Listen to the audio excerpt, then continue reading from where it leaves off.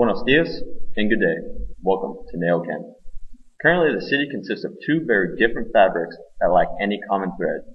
The informal and formal grids operate on two different levels that creates a city of tension and individuality.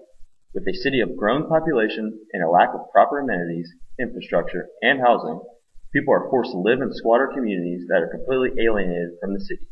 In this project, we attempt to reestablish and redefine this bond, from individual survival to collective purpose. The existing site is filled with opportunity as it is located in an area directly between both types of living conditions. A formal development is located to the west and a newly formed squatter community to the east. The physical site consists of prominent landscape features that include the Barda to the north and a rolling topography with a high point located in the center of the site. From this topography, we discovered a point of tension within these natural features. From this, we extrapolated an axis that would become the central backbone for this project. The next step was to define a series of connections between the formal and informal grids. We extruded both grids across the site to begin to understand their individual characteristics and binding similarities. As both types of grids began to grow into each other, they began to react to the centralized high point and influence each other's orientation. Next, the grids began to melt into the topography, causing the emergent framework to constantly shift and readjust. The resulting condition was a series of connecting ribbons that would establish a new and reactive framework for the site. For the public programs, we looked to the history of the site and imagined the programs carrying the weight and significance of its past across the site and into the ribbons. A new zone was generated from this gesture for the collective programs of the Cultural Center and Site Museum.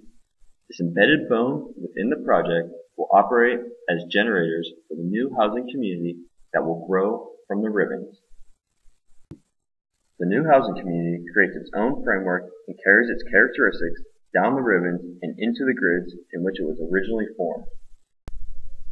Just as the new plan grew from the existing and natural conditions, the new community will grow from the people.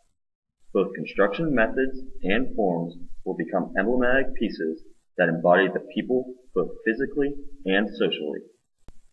The new housing plan of communal coexistence will extend into the existing formal and informal neighborhoods, improving the living conditions of both new and existing residents. It integrates flexible spaces, commercial corridors, and new community programs. The Cultural Center aims to embrace the unique, individual cultures that make up the city's disjointed social strata through a system of integration and expression. The center integrates composite wall systems and a variant of public programs and amenities to supply the new and existing developments with a center for expression and identification of culture. The Site Museum aims to operate as a generator for tangible knowledge and transference of physical skills. The facility will merge the public programs of a dinosaur museum with the operations of a handmade brick producing co-op. The production of handmade bricks will not only employ locals, but give them a physical hand of ownership within the new community.